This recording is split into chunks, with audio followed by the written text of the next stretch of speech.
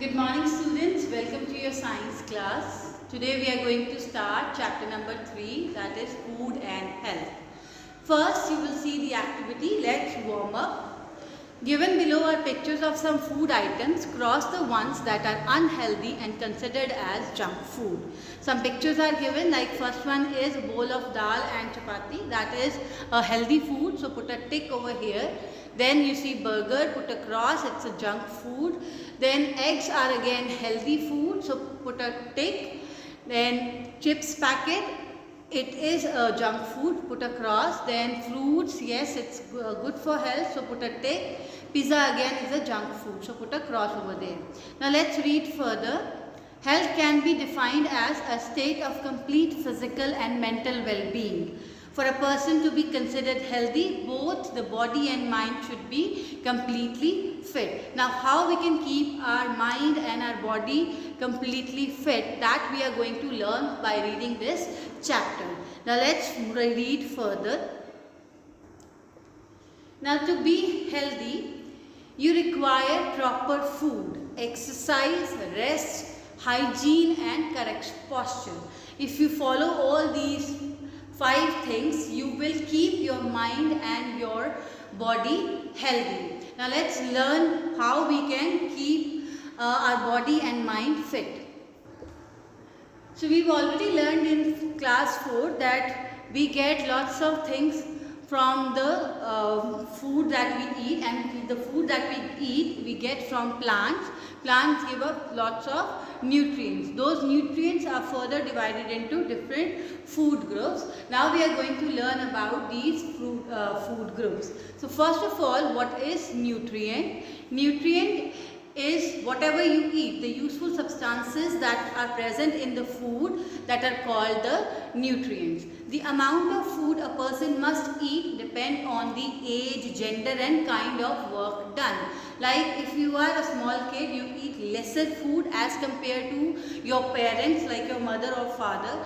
And if you are doing a lot of work, like if you are running, playing outside or doing lots of physical work, you will require more of energy, and that energy you will get by eating more of your food. Now the 5 nutrients present in food are carbohydrates, fats, proteins, vitamins and minerals. These are the 5 nutrients our body requires.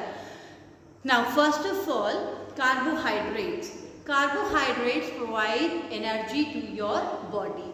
These are having starch and sugar in the carbohydrates. So these starch and sugar will keep our body healthy by giving it more of the energy. If you want to do lots of physical work, you should eat more of the carbohydrates. A fact is given, one food item can contain more than one kind of nutrient, but it's dominant in one only.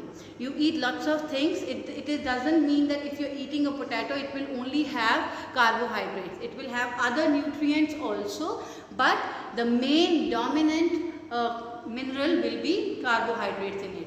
Same way, glucose is the simplest carbohydrate that is absorbed by the body easily. So glucose is absorbed easily by our body. It is also having lots of carbohydrates. That's why when you go out for playing, when you have lots of sweating, people or your parents or your teacher gives you glucose to drink. Then bread, rice, wheat, sugar and corn are rich sources of carbohydrates. This we eat regularly in our food in our day-to-day life. So why we are eating? Because they give us lots of carbohydrates, lots of energy. Next is fats. Fats give twice the energy that carbohydrates gives. Fat help keep you warm. They gives us more energy and they help us to keep ourselves warm. Fats give us lots of energy, but why we should not eat lots of fats? Because they are not digested easily as carbohydrates. Extra fat gets deposited under the skin, and excessive fat in your body can make you overweight and can cause obesity, which again leads to lots of diseases like heart diseases and diabetes, etc. Right? So that's why fat should be consumed in very lesser quantity.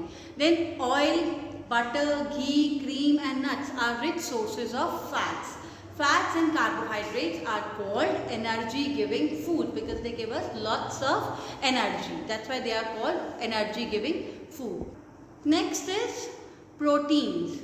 Proteins help your body build new cells and repair worn out and damaged cells.